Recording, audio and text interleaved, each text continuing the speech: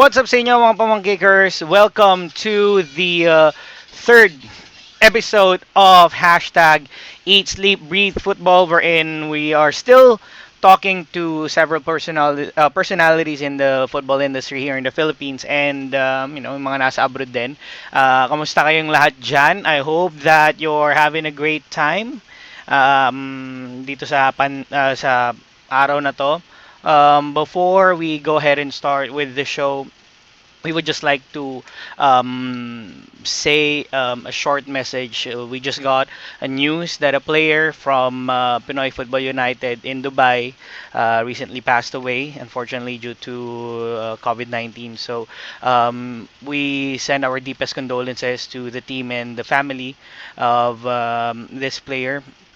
Um, just an important reminder for each and every one of us to stay healthy, stay at home, and follow the directives ng kanya-kanya nating health departments kung nasaan man kayo sa mundo. Also, I don't want to touch this, pero I think it's something na hindi ko maiiwasan. Um, we've heard all the big news that happened. Sad to say, a leading, broadcaster here in the Philippines were shut down because of franchising issues. Hope that it gets sorted out.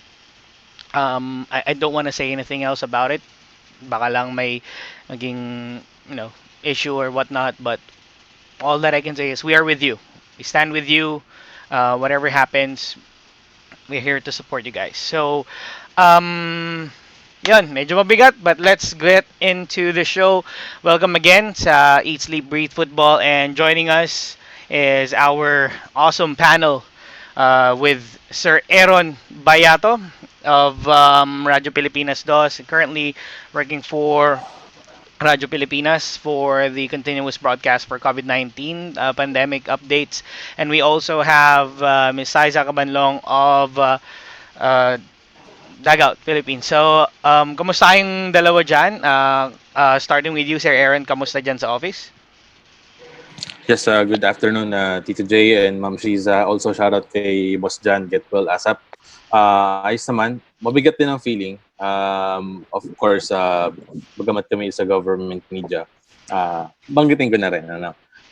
We commiserate with our colleagues. At the end of the day, we're all journalists, so we commiserate with them. And just want to share a quote from Mr. Albert Camus, a French philosopher. Ang free press can be good or hindi, can be good or bad, but most certainly without freedom, a press will never be anything but bad. So we stand with our colleagues sa Channel 2, sa ABS-CBN, yung mga nakakasama natin sa mga football, basketball, and sports coverages natin. And we will see them again, definitely. Alright, and how about you, Sai? I know that kakagaling mo lang sa isa na namang donation drive. Kamusta ka? Medyo personal yung yung lungkot ko about the shutdown ng ABS-CBN because um, not everybody knows I started with ABS-CBN Publishing as a student correspondent for Chalk Magazine. So the shutdown is a little personal kasi most of my professors, most of my classmates are working in ABS-CBN. So, yeah. And You so, might people may shut them down, but their service continues. Fight on lang mga kapamilya. yeah. So medyo mabigat, but like what it said, we have to probably set this one aside. Just talk about how we can be safe, how can we be healthy and all during this pandemic that we are experiencing. Nevertheless, the reason why the team is here, the gang is here, is for us to alleviate yung mga lungkot na nararamdaman, yan, mga lungkot, mga mabibigat na nararamdaman natin, and just focus on stuff about football. And speaking about stuff about football, we have a couple of news for you guys, some updates about the footballing world, starting off with our neighbors in Southeast Asia. Vietnam is about to kick off their league again. Teams have already went back to training, so we've already seen a couple of pictures and stuff na sila'y nagte-training na ulit and all. So Yeah, I've heard that they're gonna be back in the league by May 15. So league clubs in Vietnam have already started training, like what we mentioned. It's welcome development sa mundo ng football, especially here in Southeast Asia, since tayo ang lapit lang natin sa kanila.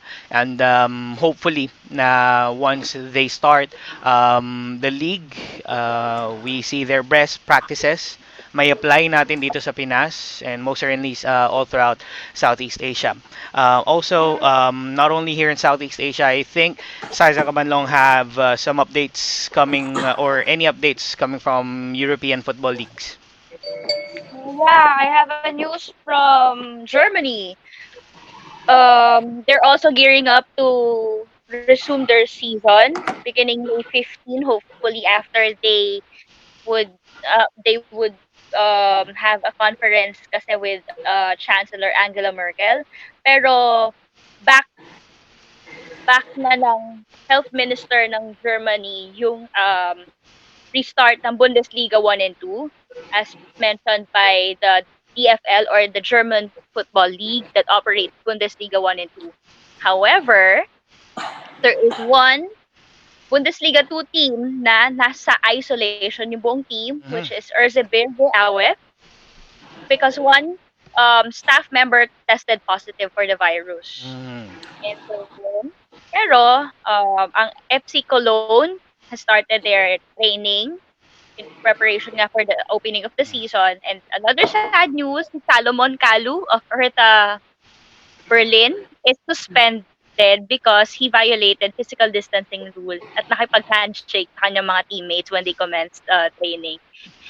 So, but then he apologized for what he claims as a stupid mistake. Ayun. So, napansin natin na medyo strict ang or not medyo pero napaka-strict ng guidelines in terms of resumption of trainings and stuff ng mga international leagues, especially with the Bundesliga, with the following that they have.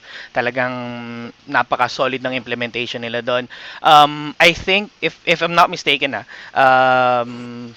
John Patrick Strauss is still with Erzbegawa, if I'm not mistaken. Mm-hmm. You can correct me, guys, if I'm wrong. So, our thoughts for him. Sana he's just fine. And Yeah. yeah, going over to sure, Aaron, I think you have some news from the Spanish Football League. Yes, tama. Still within Europe, sa La Liga naman or yung Spanish league, nabigyan tayo ng update from Binibining Almudena. Thank you very much, ma'am. That within this week or next week, mag-start na ulit ng training ang mga players ng La Liga together with yung kanilang mga medical experts. This is in compliance or approval ng kanilang Ministry of Health sa Espanya. So, big development din. Joining, gaya ng nabanggit ni Ma'am Shiza, yung reopen gradually, at least for training ng Bundesliga. So, La Liga is following suit. It's a big question naman about Premier League and other leagues. Siguro on a daily basis, malaman natin in the future. Very lastly, Tito J and Shiza, kanina nagkaroon tayo ng very quick chat with PFF President Mr. Mariano Araneta Jr. At nabanggit niya that they're currently forming a committee to help with the clubs pagdating sa mga professional clubs, leagues natin like the Philippines Football League and the Philippine PFF Women's League sa resumption ng season ng dalawang mga liga natin and yung mga age group competitions din natin. So with the help of Commissioner Mikhail Torre and yung mga namamahala sa PFF Women's League at mag-manage ng age group, hopefully kung hindi man this year, by next year, makapag-resume na at yung mga facilities na pwedeng gamitin para makonduct itong mga liga na ito na they're looking at either Binyan or Carmona. Ayun. Thank you so much for the updates, Sai and Aaron. Yep. Mm-hmm. Yeah. If Tita. I may add lang, yung ating Italian Football League also, Mhm. Serie A, Yep. has already also commenced training of their team. So they're also preparing. So that three major leagues in Europe preparing for they're reopening under closed Mhm. doors. Ayun. So medyo nakakakita na tayo ng konting liwanag sa mga nangyayari in terms of sporting events. Like here in the Philippines, especially here in Metro Manila, we're currently under ECQ. We're gonna move towards, I assume, towards general community quarantine or GCQ. But under the IATF guidelines, malabo pa ang sporting events kagaya ng football, basketball, and other contact sports na mag-resume once pumasok tayo sa GCQ. They're not eliminating the options of resuming other sports like badminton and other individual sports, I think. Yun yung napansin natin the last time. However, going back dito sa usaping football, I think it's perfect na nakikita natin yung ginagawa ng ibang bansa. Something that we can replicate, I think, once we try to resume the league. And kudos to the Philippine Football Federation and the Philippines Football League, as well as the Philippine Women's League, in having, like what you said, Aaron, a committee na binubuo nila for them to be able to see things out or how they can move forward. Now, siguro before we head into our next part of the show, balikan lang natin yung dahilan kung bakit medyo mabigat yung nararamdaman natin ngayon, because this person that we'll be having in the stream will be he's a very well known personality sa industriya ang ginagalawan natin. And we start with you, Sai, since you said that this is quite personal for you. You've given your message earlier, but what do you think will be the impact nito, hindi sa, siguro hindi sa general aspect, but in terms of sports, kasi we know that ABS-CBN Sports in Action have a platform that they have provided for a lot of sports. So ano yung masasabi mo siguro na epekto nitong nangyari? Una sa lahat, if it happened, if this shutdown happened na walang pandemic and all the sports leagues are playing, wala tayong mapapanood na MPBL, wala tayong mapapanood na UAAP, wala tayong mapapanood na NCAA. Mhm. Because as far as I understand, Sports in Action has also signed signed off. Sorry. Yun. So, malungkot because not everyone has access to the internet. Not everyone has cable TV para makapag-access sa liga. Um, so, and not everyone has the means to go to the stadiums to watch the games. So, probably it came at the time na may pandemic.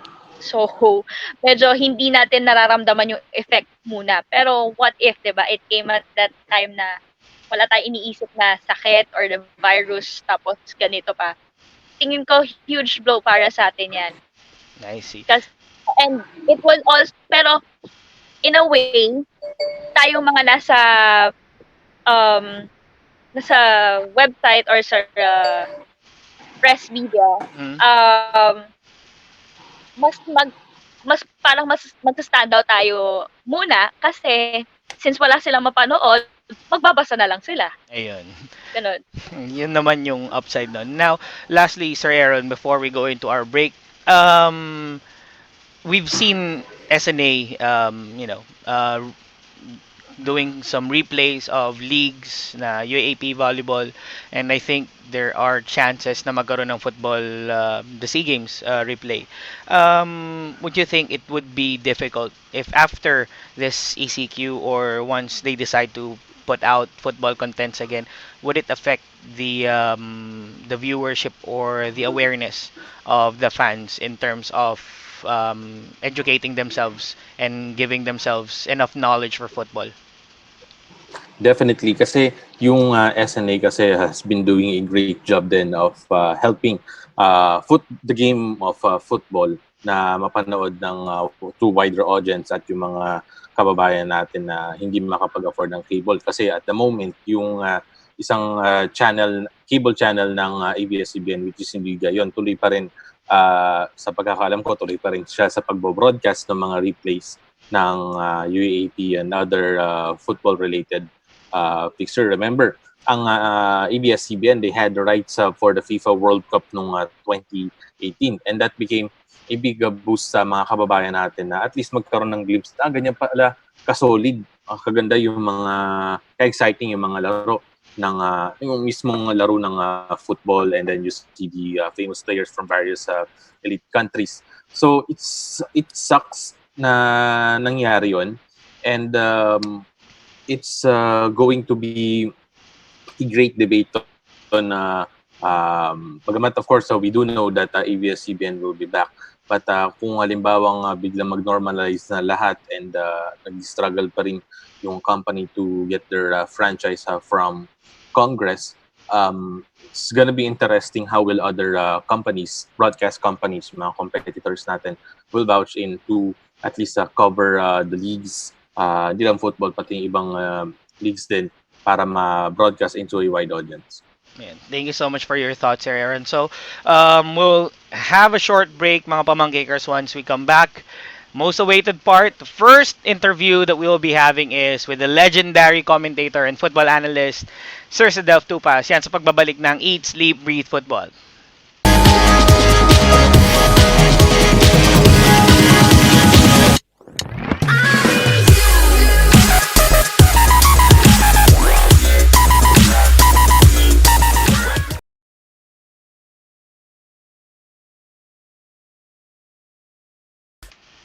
Welcome back to the podcast, mga pamangkikers, and the moment that we have all been waiting for. Akala ko kinakailangan pa naming tawagan yung mga bigatin talaga na players.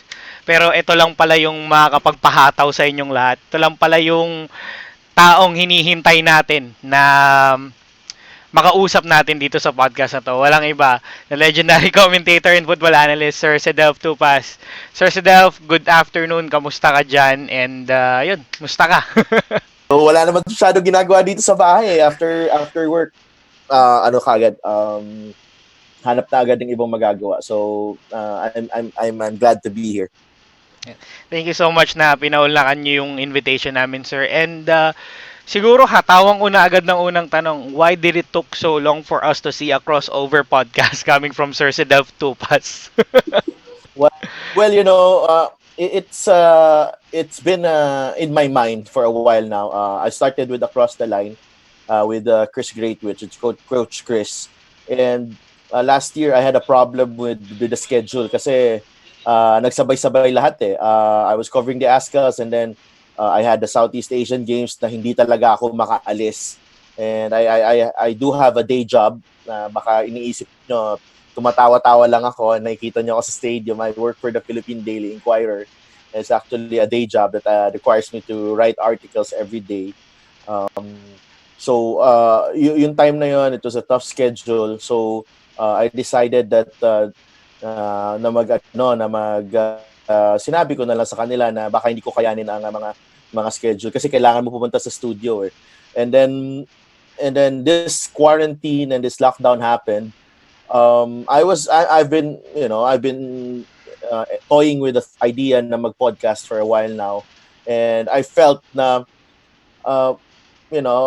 tinatanong ko rin sa sarili ko what do I have to offer, and also naging problema ko rin because there's actually no events right now, so I was hoping na parang to help out with my content sa newspaper, I had to come up with a podcast para maging may oras ako mag-interview kasi usually itong mga quarantine period pag tumatawag ako sa mga sources ko, they usually constrained with time kasi nga nasa phone lang, but because of the podcast it allows me to talk more and to make people more comfortable with what they're saying. So natuwa naman ako kasi first yung feedback with the podcast has been great.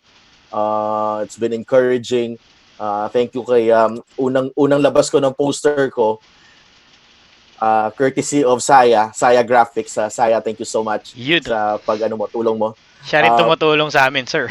Oo nga eh. I think Saya is a unsung hero in Philippine football. Hindi na natin and a lot more. Hindi lang tayo tinutulungan ni Saya. But when that happened, may si Glenn Lopez, si Direct Glenn, actually nag-exchange kami ng messages. Sabi niya, kasi I was worried because I'm not really hindi ako ganun ka-adept sa technical side of this eh. I Mm. mean, I can get the guest, I can interview, but I cannot actually stream it. I'm not that technical.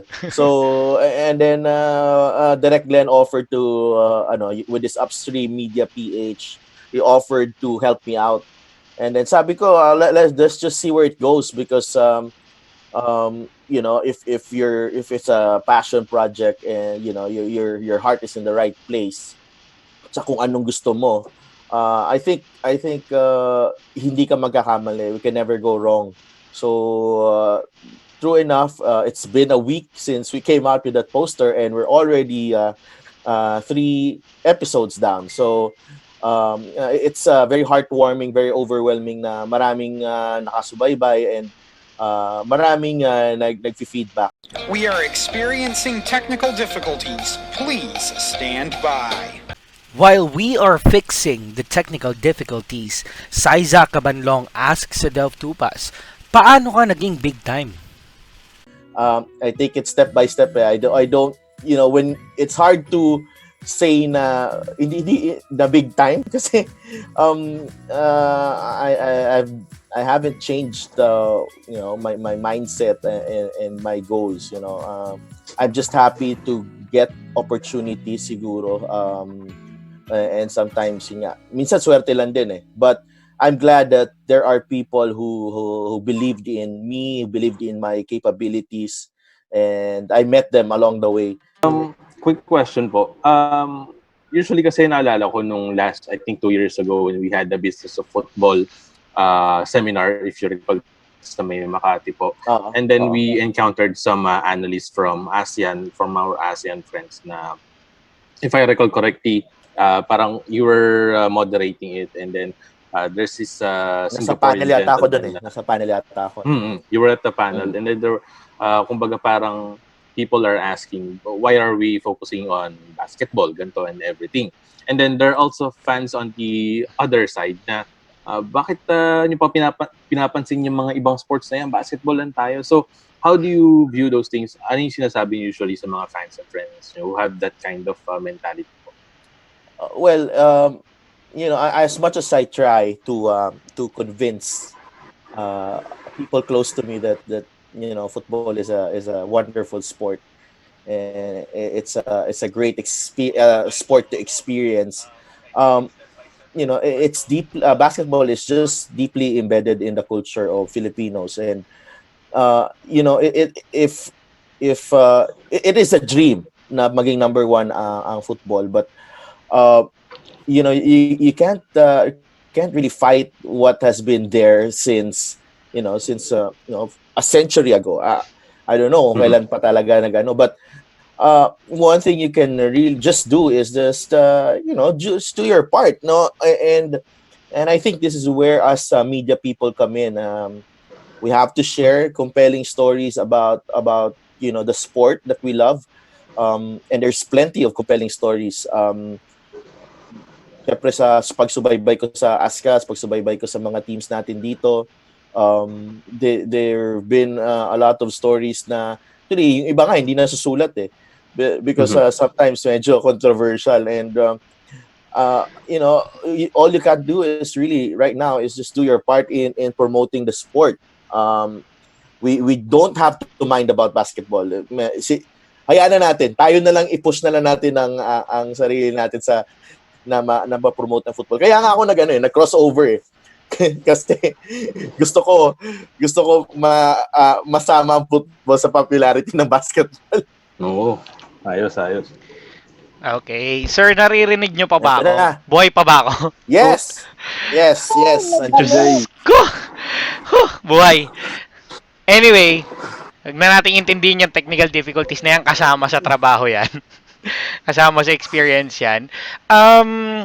Nakapagtanong na silang dalawa, na-enjoy na nila yung moment nila. Ako naman, di ko siguro kasi narinig yung part na paano ka naging big time. But, siguro, it was because of the hard work that you've put in sa hindi na siguro for me parang hindi na to trabaho para sa it's something na comes out naturally galing sa puso mo because you love what you're doing and parang bonus na lang yan. We have some questions from our fans. Actually, there's one, John Robert, I think, from UAE. He saw you during the Asian Cup and he said, ano daw yung Ah. sikreto nyo na para kayong si Superman na kung nasaan ang Ascals and nandun ka or kung nasaan yung balita about football nandun ka din.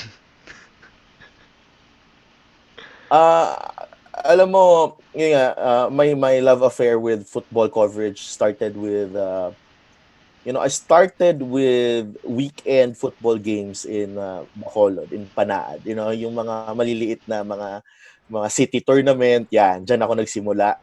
And then alam mo yung feeling na pinagdaanan mo yung steps.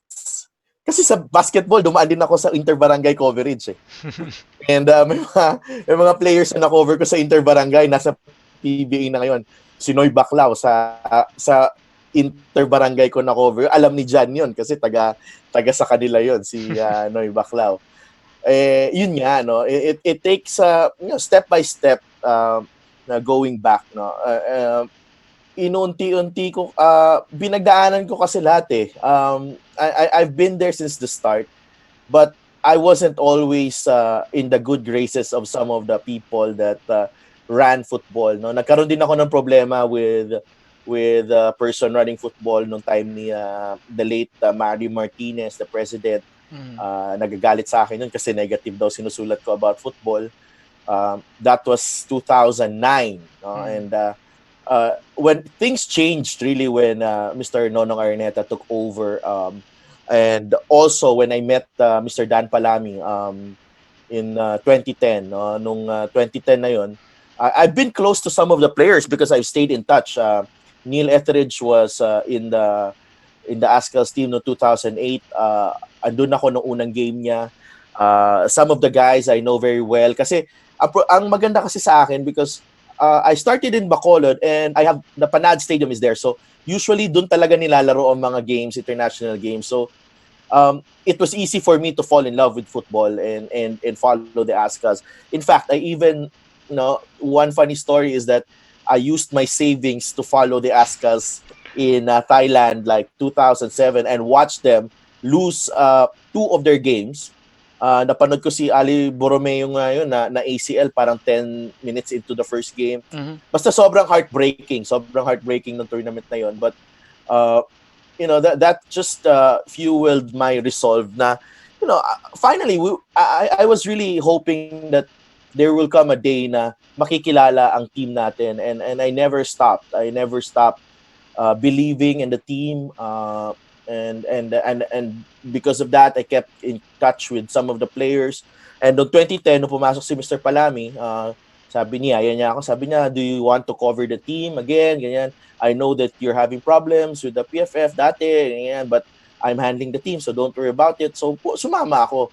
And then, na-witness ko muna yung Laos na tournament na naging qualifier para sa Hanoi. And, that is a very I was trying to update fans nung game na yun doon sa Laos. Kaso hindi nga ako makakuha ng internet sa loob ng stadium. So, bumababa ako sa media center at halftime, tapos full-time, balik-balik lang ako. There was this blog before that updated Filipino fans. So, that was 10 years ago na. Magti-10 years na yung Miracle in Hanoi. And yun, ang dami na nangyari. Siguro naka 100 plus caps na ako. So, ang dami nang napagdaanan ng isang Cedelf Tupas in terms of, yun nga, sa broadcast or sa pagdadala ng balita sa mga fans and all. Now, siguro, we were with you nung naranasan natin yung 2018 or yung versus Tajikistan wherein everyone inside the stadium was screaming at the top of their lungs when Phil Young husband slotted in that penalty kick. But what's happening inside the booth is something na hindi pa siguro namin alam. Narinig lang namin that you were so happy Jing and Umiyak Coach si Anto Cedelf was so noon. happy. Cedelf Umiiyak ako na. was crying. Can you talk us through yung nangyari dun mismo sa booth when Phil scored that winning penalty? Well, first of all, I've seen this team cry. I've seen this team mag-away. I've seen them laugh. I've seen them grow together. So to me, that was an emotional game, to start with. And I felt that, you know, I didn't think really I was ready to call that game because sobrang nervous ko eh. Sabi ko parang hindi naman ako pwedeng mag-cover nito na sobrang nervous ko. So but then I had two other people with me na Jingham Lang, who I've worked with for so long, no, he was my first broadcasting partner no nasa TV5 pa yung UFL, and a good friend in Anto Gonzalez, one of the most respected Filipino coaches. So I took confidence in that. Na parang don't worry, they'll bail you out. But then as the game progressed, no, but also I felt that yung combination naming tatlo was a good combination because I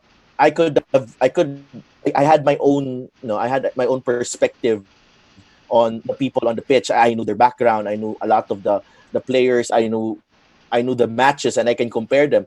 But Coach Anto can provide you insight right there and then. And Jing, to me, is one of the best play-by-play commentators dito sa Pilipinas. So it was great. So pero alam mo yung emotional ka pa rin, yung bit mo. So pag walang nangyayari, parang ano ba naman to? I know some of you have sat beside me in the stadium, and kung isipin nyo na lang kung nasa booth ako, kung gaano ako magpigil. Na parang, Ano bang nangyayari? Parang ganun. para sama naman na pasa na yun. Ba't di nyo na maayos yun? Ano na lang yun, di ba? Ganun tayo, di ba? So, nung time na yun, when the Tajikistan took the lead, I think I was silent for 5 minutes. Parang, oh my gosh. Again?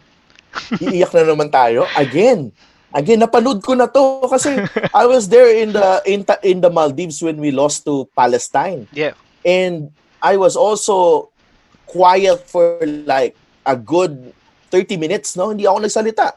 Kasi nung nakakuha na ng lamang yung Palestine, parang hirap na. And then, yun na. Nung nakascore na si Kevin Ingreso, doon na, medyo naganahan na ako. Sabi ko, pwede to, may chance to. and then nung pumasok na yung... Actually, even before Phil scored the winner, I was already crying. I think 5 minutes before the final whistle, wala na. I was gone. I was lucky to have really good partners, and minsan napapaisip ako na parang in broadcasting yata baka mali yun eh, yung sumigaw ako, hindi pa tapos si Jing. But kaya every time makita ko, sabi ko, kailangan ko mag-sorry kay Jing. Kasi it was supposed to be his moment, but I wasn't able to help myself, grabe. The emotions took the best of me because you've been through a lot with this team. Hindi madali i-cover yung team na natatalo eh. Hindi siya madali, and you've also pretty much grew up with them. I started covering with them when I didn't have a family. Now I have a family, and some of these players also have their families. So parang sabay-sabay, alam mo yun? Sabay-sabay kayo tumanda, and some of them were there. Tapos pagbaba ko, I had to do the post-game interview. Actually, I did not do it for TV. I had to write. So imaginein mo yung change ng mood ko na tapos ko na yung game, tapos na ako mag-cover, but I had to write something because the deadline sa Inquirer was like 10-15 minutes after the game. Match, so yeah. Usually hindi na ako makikita, nawawala na ako kasi nag-iibang anyo na ako. So ganun ang sitwasyon ko lagi. That's what happens to me every time. Parang pag natapos yung game, hindi pa tapos yung trabaho ko. Kailangan ko pa magsulat. So, minsan pag medyo suplado ako, alam niyo na bakit. Hindi pa ako tapos. So yun, that was grabe yun. Grabe yung moment na yun. I felt, hindi talaga mawala sa akin that I'm a fan. And sometimes it works for you, sometimes it doesn't work for you. But I felt like I represented a lot of the people who supported football for so many years when I screamed at the top of my lungs and wept on air. Dala-dala mo yung emosyon nating lahat na Dito, sumubaybay dito sa team na to. Yes, Sir Aaron, anong dito, meron? can I make a confession as well? During that header ni Kevin, nasa tribune kami. Medyo bago-bago pa ako sa sports media nun. Hindi, siyempre, as a follower ng Philippine sports in general, so when that header came out, talagang napatayo kami, napacheer kami. So, yun. Ayun, Grabe, Confession no? kami naman, from the tribune. Confession mode ba to? Newbie lang din ako nung nangyari yun eh. siguro kasi nung panahon na yun, wala ako sa tribune, wala akong role in terms of writing stuff kasi nandun ako sa fans, nasa ultra side ako noon. Nung nakascore si Ingreso, we felt na ito na yon. Pero yung defining moment nung game na yon para sa akin is yung penalty ni Phil kasi sabi ko nga nung siguro sa unang podcast namin or sa pangalawa, may nagyakapan na hindi magkabate nung araw na yon. Doon sila nagkaayos sa laro na yon ng Ascals against Tajikistan. So, nagulat na lang ako na pagtingin ko sa likod ko, ay, may yakapang nagaganap sa dalawang magkaaway na grupo. And it just shows na it's really uniting us all to support this sport here in the Philippines. And ayun nga, gaya nga ng sinabi ni Sir Cedelf na we've been through a lot of difficult times, puro talo and then puro draw. There were some times na we felt na ito na yung strongest team but it turns out na siguro nagpa-flop or unfortunate yung nangyayaring event sa kanila. But heading into probably the last question para sa akin, or coming from one of our fans, Nick Jacob, he said on our page, ano yung masasabi mo sa ating grassroots program, especially with the Ascals development team, since you've mentioned na nakita mo naman yung team from their ups and downs. Now that we have this ADT, what do you think will be the impact of ADT into the future of Philippine football? Well, I think the ADT is a game changer for Philippine football. For so long, I thought that we've not ignored, but we haven't paid enough attention to having the next set of talents to represent the Philippines, especially sa homegrown side, no? And I think the officials of the PFF will be the first to acknowledge that. But I think this is a really huge step in the right direction. Nag-guest nga si Coach Scott Cooper at si Boss Dan Palami dun sa podcast last week. And I can't help but agree. Ang laking bagay na merong ADT because we lack that facility or that infrastructure with regards to compared to the other nations, no, na kung saan halos lahat ng lugar may club, kung saan lahat ng lugar may academy. I think for now, this is the way forward, itong ADT, kasi hindi pa tayo talaga as mature as other football countries and as developed. So for now, this will be enough for us na nakakakuha tayo ng talents from homegrown o na-develop and in a way also na professional ang environment. But one thing that stands out to me about playing in any national team or whether it's the ADT or the senior team or the age group team, I think it struck me, na nakastuck sa akin yung kwento ni yung philosophy ni Coach Scott Cooper that whoever it is, he has to love representing the Philippines. I don't not just for footballing reasons, na parang kailangan mahal mo yung bansa mo. And it goes to yun yung point that he was trying to stress, because we're always too caught up with this homegrown and feel foreign, and now na may naturalized candidates tayo, ang daming debate. Mhm. But ang akin is that you have to play for the any national team for the right reasons. And whether yung isang next best talent comes from overseas, uh, kailangan talaga he has to buy into what we're about, being Filipinos. So doon lang ako nagta-transition, but I think the ADT program is fantastic. No, nakita nga ni Harvey Gayoso kung gaano kalayo pa yung kailangan niyang i-reach, Mhm. because the collegiate system, yung mga school system natin, I don't think it's enough to produce really top-notch and international caliber football players. So itong ADT will give them that exposure and opportunity na para masubukan ng mga sarili nila, sa talent nila, sa mga professional players on a regular basis. And also, nagsabi naman sila, Mr. Palami, na kahit daw nag-aaral, okay lang. Importante yan, support ng school din. If they wanna move forward in their careers. I think one example is Lance Ocampo, Mhm. na very supportive ang kanyang school with what he's planning to do with the ASCA. So ang laking bagay yun sa development ng players, no. Alam naman natin na binavalue talaga dito ang pagkakaroon ng degree. So it's sometimes a dilemma.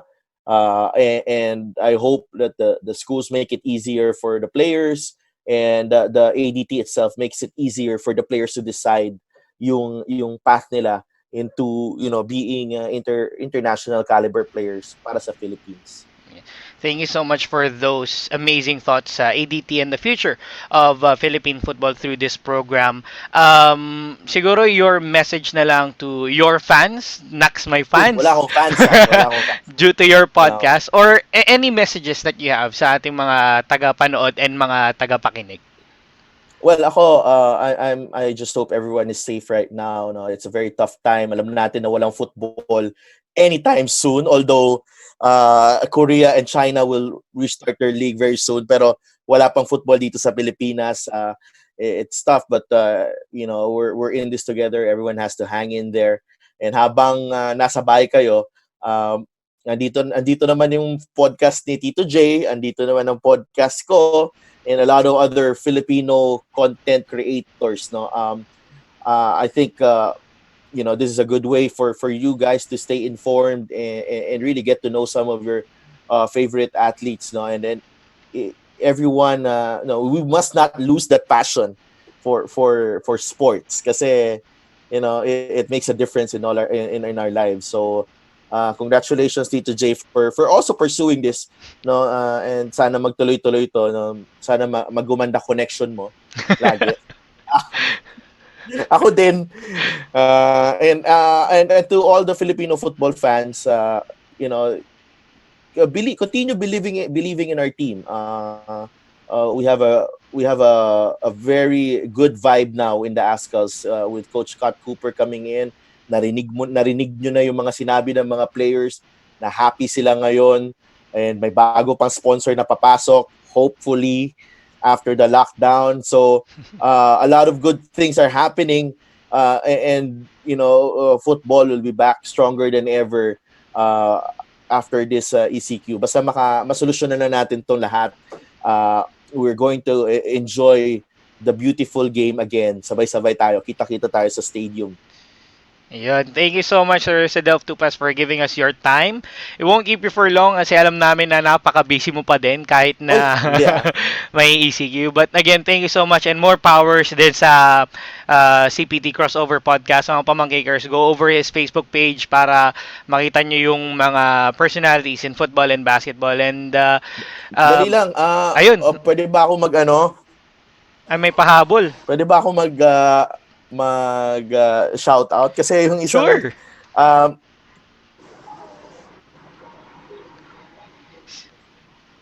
Yes, sir.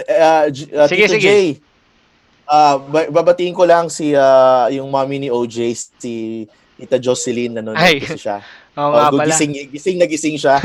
And also si happy birthday kay Ma'am Teresa De Lavin, yung mother ni Kim na na-meet ko sa Dubai during the Asian Cup, no. Talagang sinuportahan niya yung anak niya na makapanood ng Asian Cup, ng ASCAS dun sa Asian Cup. So happy birthday po. And si Teslina laging nagme-message na fan talaga siya ng ASCAS, lalo na kay Michael Palsgard. So yun lang. Thank you so much sa lahat ng I'd like to thank everyone na nakakatulong sa akin with my work. Sometimes kung saan ako napapadpad sa mundo, and there are always Filipinos who help me, no. Minsan mapa-Maldives yan, mapa-Dubai yan. Kailangan yung mga kababayan natin, they've never disappointed me, no. Wala talaga, laging nag-o-offer ng tulong with whatever, kung ano man yun. And syempre sa mga supporters ng Philippine football, and yun, thank you sa inyo, sa Aaron and Tito J. Thank you for having me here. Thank you din po. Maraming salamat, Sir Cedelf. Thank you rin, Sir Cedelf. Once again, mga pamangkikers, stay tuned. We still have one more guest coming up dito sa episode ng Eat, Sleep, Breathe Football. Maraming salamat.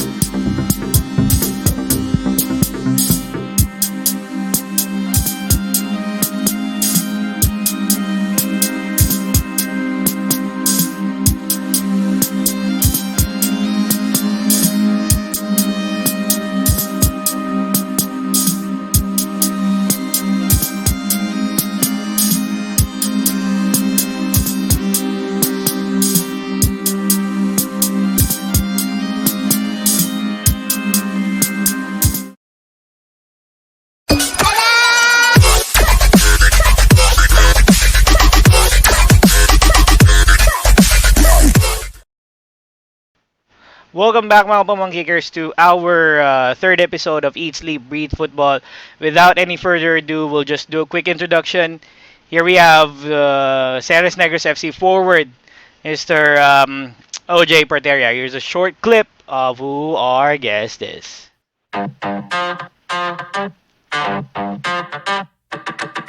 Man like Annie in the summer, don't act like a bummer.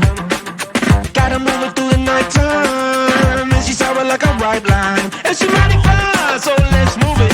And we get it two-stepping like we three-footed. Got me feeling like I'm in my new prime. Let's get it alright. I just wanna have some fun, I wanna have some fun tonight, yeah. I just wanna have some fun, I wanna have some fun tonight, yeah. I just wanna have some fun, I wanna have some fun tonight, yeah.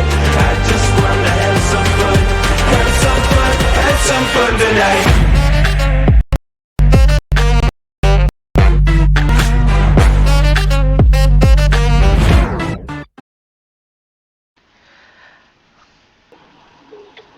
All right, welcome to the show. We have once again Mr. OJ Porteria of Ceres Negros FC. How are you doing this afternoon, OJ? I'm doing fine, just doing the same thing almost every single day. But thank you for having me on the show. Well, thank you so much as well for giving us the time for this show. first and foremost, we would just like to give a little bit of notice that we might have a couple of hard-hitting questions coming in from our fans. So hope you're up for it. That's We okay. really have some exciting Yep. questions, but we wanna check out first on our guest contest. We put you as the Mhm. TikTok king of Philippine football right now, mainly because when you put out that video of you missing the game, wherein you were in full Ceres Negros FC kit Yeah. with the AFC patch and all, um, how are you Yeah. coping up right now, or is TikTok really helping you in coping up with this current pandemic that we are experiencing? Um, yeah, TikTok is fun. It's just for fun. Usually just I just watch Netflix, work out, and then if I have time or if I'm feeling it, just make a TikTok just for fun because there's nothing else to do right now. But other than that, yeah, TikTok is just it's a new thing right now. It's a app that everyone's using, especially during these times because everyone's on their phones on the internet. But yeah, it's just for fun.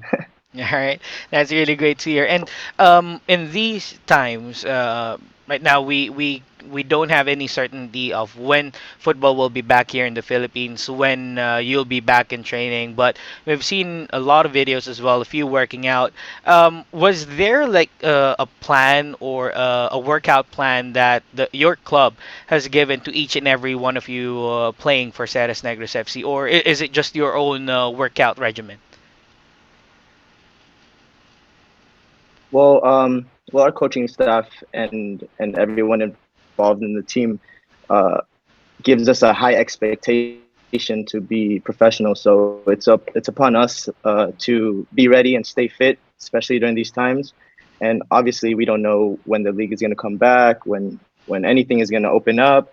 So we just have to be ready, and that's basically on us to be professional and to just stay focused on our task, even though we're in a little speed bump right now. Yeah. That's really awesome to hear that you're still keeping yourself fit and ready for the upcoming league. Now, before I head into another question that I have, Sai or Aaron, is there anything that you'd like to ask OJ right now in terms of how he's doing and all? We can start with Saiza. Hi, OJ. Hello, Um, Sai. what is it about football that you miss so much? Just the competition. Going out there and training every single day, competing with your teammates, and then on the weekends competing to showcase your talent. I think that's the thing that we miss the most is just competing and that feeling of working hard as a team. And we don't get that right now because we don't get to see each other. We don't get to train, get to play. Um, so I would say the competition is something that we miss right now, and obviously playing and having fun with your friends, your teammates. But we're going through a tough time right now, and we have to focus on getting everybody better, and then we can be able to play. All right. How about you, Aaron? You have something that you'd like to ask to OJ? Yeah, just by the way, OJ, hello, great to see you, sir. Magandang gabi. Hello, thanks for having me. Yeah, thank you. OJ, just wondering, because of this pandemic, unfortunately, we're just forced to stay at our homes. Do you also spend time of reviewing some of your games? Because there are some cable channels who have been viewing AFC Cup fixtures. So just wondering if you're reviewing and Yeah. making your personal assessment on someone, so that hopefully when this Um, lockdown is over, you can improve the game. Yeah. yeah, that's actually something that I like to do after every single game is watch the game that I just played. And you can even ask my girlfriend Kathleen. She's probably tired of watching the same game maybe 5 times. But yeah, I mean, it's tough because you're not able to play, but it's nice to kind of watch old games to kind of remember what it feels like. But other than that, I like to watch other games. Other old games. I was watching Arsenal's game maybe back in 2007, and just watching some of those games and kind of fueling my passion again for football. All right, we really can't wait to see not only you, OJ, but everyone else in the footballing community to be back in the football pitch. I know that you've been itching to play as well, and it's really tough right now. But talking about your style of play, or talking about how you came up with who you are right now with Ceres Negros FC, we've seen you play as well with Kaya Football Club, and I think Yeah. it was the start where we started seeing shades of you being the future face of Philippine football, or something that we can rely on in international competitions, or something to put out there. But what really struck us the most is how well you're performing right now with Ceres Negros FC, given the fact the results that you have provided for Ceres over the last few games, especially in the AFC Cup. Talk us through the work ethic that you've put in, or the difference, if we may say, the difference of your game style or your playing style from Kaya FC going into Ceres Negros FC. That's a very good question. So, when I was in Kaya, I was still very young. I signed at Kaya when I was just turning 18 years old. I was there for 3 years, and well, when I left Kaya, I was going through some personal issues with myself, and I wasn't sure of what I wanted or where I wanted to be, and so that's why I left Kaya at that time, to kind of figure out what I want to do with my life. Um, and after those 6 months, I spoke to Sarah's, and they really wanted me. So this was kind of like my opportunity to, come back into the Philippine football scene and kind of make a name for myself. So I knew that once I got back to the Philippines, once I signed for Sarah's, that it was just straight focus. Nothing else mattered but playing football. And that's something I feel like I didn't really have when I was at Kaya. I was so distracted by, the new lifestyle because I was so young, Mhm. going, things like that. And I definitely really learned a lot by signing at Sarah's. Learned how to be professional, how to be accountable for my actions, whether it's on the field or off the field. And I give a lot of credit to Coach Risto for that, because he's definitely helped me grow as a person, as a man, and as well as a player. And another thing that I feel like has changed in my game since signing for Sarah is just my confidence, just believing that I've worked a lot of years to get to where I am now, and it's finally showing on the field. So I'm very happy about that. That's really great to hear, OJ. What we would just like to know, because you've played with again, you've played with Kaya for like 4 or 5 years, I think. You started off playing 2013 or 14, if I'm not mistaken, then left the club around 2016. Went away from Philippine football for, I yeah. I signed at 2012, Oh, yeah. and then I stopped 2016. Yeah. Yeah. So you went almost like a year away from the Philippines, I think. Then you went back. You were with Ceres Negros FC. We remember you. There was this time that you scored a goal against Kai FC Iloilo, and there are two things that will come into mind of a football player. One is, will I celebrate against my former club, or will I just not celebrate against my former club? But we saw you celebrating out there. Was there like a love-hate relationship that you had with your former club after moving away from them? Yeah, I put that upon myself. When I left, I was still young and I didn't know how to really handle certain situations. And looking back at it now, I left mid-season, and if that were to be myself telling my younger self, I'd be like, finish off the season. You can't just leave your teammates hanging halfway through the season.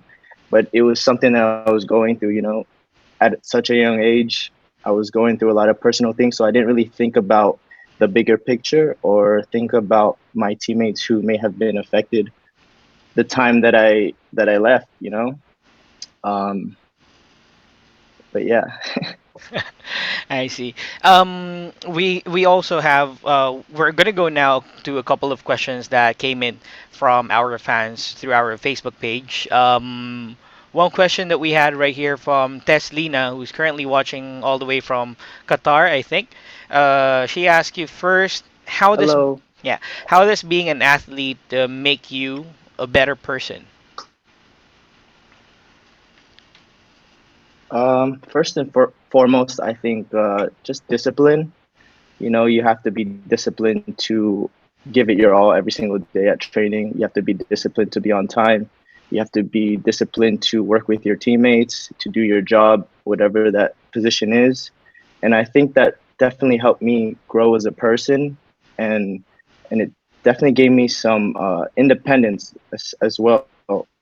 Moving out here, I had to live on my own, so I had to, you know, learn how to live on my own and be independent. And I think sports in general, um, that will help you in your personal life, working hard and trying to reach a goal.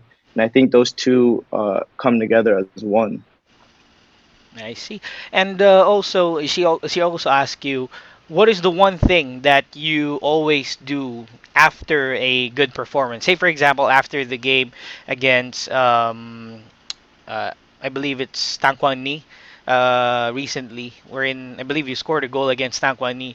It was a draw, but still a performance that you yourself can be proud of, or something that we can say a good performance coming from you. What do you do after that? Well, good or bad performance, I usually do the same thing. Um, Obviously, you don't want to get too high when you're doing well, and you don't want to get too low when you're not doing well. But each and every single game, usually I have a nice cold Coca-Cola because my mom didn't let me when I was younger. So every time I have a game, I like to drink a Coke and watch the game over. Actually, good or bad, I like to watch it over to see what I have done and what I can do better. All right, that's really good to hear. Um, your mom just messaged me. She said that you know how to speak Tagalog too, and it's really great to hear that your mom is still, watching us. She's in the United States, I think. It's like 6:30 in the morning out there. Yes, it's 6:30 a.m. right now. Yeah. Yeah. Hi, hi to OJ's mom, Miss Jocelyn. Thank you so much for tuning in. Um, on a more serious note, veering away from club football, the probably one of the most important thing that we would like to talk about is your caps with the Philippines or with the Philippine national team. Yes. We saw a couple of stints, great stints or good performances, but over the past few years, over the past few years, I've seen you, if not playing a full game, not playing a game at all for the Philippine Ascals. How does that affect your mentality as a player who wants to, of course, all of the players that we do have here in the Philippines want to wear that ASCAL shirt and represent the Philippines. How does that impact you as a player? 100%. You know, in the beginning of my career, when I was at Kaya, it really bothered me, in all honesty, you know, not being able to play. But when I left Kaya, you know, had my time by myself, joined Ceres, it gave me a different perspective, and something that I really remembered was a negative attitude won't give you a positive life. Mhm. So I just have to keep grinding, keep believing in myself, and I have to do what I can control. What you can control is the only thing that you need to worry about, and that's what I've been trying to tell myself. And whenever I get the chance to, you know, suit up, wear the jersey, get on the field, I'm gonna give it my all because this has always been a dream of mine to be on the national team and to be effective on the national team as well. You know, and that all starts with your club football. So, you know, if I can do that at Ceres each and every single day, um, good things will come to me. You know, I can't just, you know, be upset that I'm not playing for the national team. I have to focus on myself, what I can control, and good things will follow. If I get the opportunity, that's awesome. I'll be ready for it. But if I don't, it's okay, and I'll be happy playing at Sarah's, and yeah. Yeah. That for one, that's really great to hear coming from you. You know yourself that from maybe we can say an immature level before when things bother you that you weren't able to play For for the sure. national team. Of course it will bother any players if you know that you're playing at your peak level. You know that you're playing really well and you're not getting the call ups. It's great that you now have this kind of mentality that whatever goes then, or whatever happens, it goes from here. If not, then that's fine. I think it's very important that young football players That's it. learn this kind of attitude and hear this kind of attitude from a player like you, because um, we know that you still have a lot to offer, not only for Ceres Negros FC but also for the national team. Now, in terms of the Thank you. I youth, appreciate that. no worries. In terms of the youth system that we do have right now, Cedelf and the gang talked about the ASCO's development team, wherein they're breeding the young generation of Philippine ASCOs or future Philippine ASCOs player. Before, I'm pretty sure it's gonna bother you that young players will move up the ladder and somehow sweep you away for that forward position or that starting position in the national team in the near future. But do you think it still offers a positive or and a negative thing in terms of your future with the national team? You know, again, I would love for our grassroots to produce amazing players, because that's what this country needs is a lot of players coming up, learning football at a young age. I think that's very important. And would I be upset about that? Of course not. Like, if one young player coming up deserves to play and gives it their all, then I am so happy for that person. I want the grassroots to develop in this country, because this country can do so much. I see so much potential in football in this country, and I think Filipino people, this is an awesome sport for Filipino people, you know, um, and I hope in the future that the grassroots develops, and I can see that they're already trying that with the ADT, which is awesome. But yeah, I'm all for it, and I hope that we can produce a lot of good players in the near future. All right. It's really great to hear, OJ. Before we go into probably our final messages to our fans and all, we would like to give a quick shout out to, we have a message here with to Sir Rod Robles Vicente. He wake up early in the morning out there and watch the What's up, show. Rod? Yeah. He said, Nice. yeah, he said, tell OJ Rod Vicente woke up early enough to watch this podcast from Virginia. So a lot of people watching and waiting for you out here in the show. Thank you so much again for doing this. Um, do you have What's up, any? Rod? Yeah, that's really great. Do you have any other questions, Aaron, Sai, that you'd like to ask OJ, or are we good? No, I'm good. not really a question, but also looking forward to see Oj wear the national colors again. Hopefully, we can see him really in the pitch, and it's great to see you on the pitch playing for Ceres. So as soon as AFC Cup resumes, wish you all the best, and you rock out there, man. Thank you so much. All right, thanks, Thank you, there. man. I appreciate that. Thanks, Aaron. And lastly, OJ, any messages that you do have for your fans, relatives, and everyone else watching our podcast today? Yeah, just want to say hello to everybody in Virginia. Shout out to my family in General 3 Escovite, who's out there. My message is just stay safe, be healthy, and I hope that this can, you know, be done soon, and we can get back to football, back to life, and yeah, God bless everybody, and good night.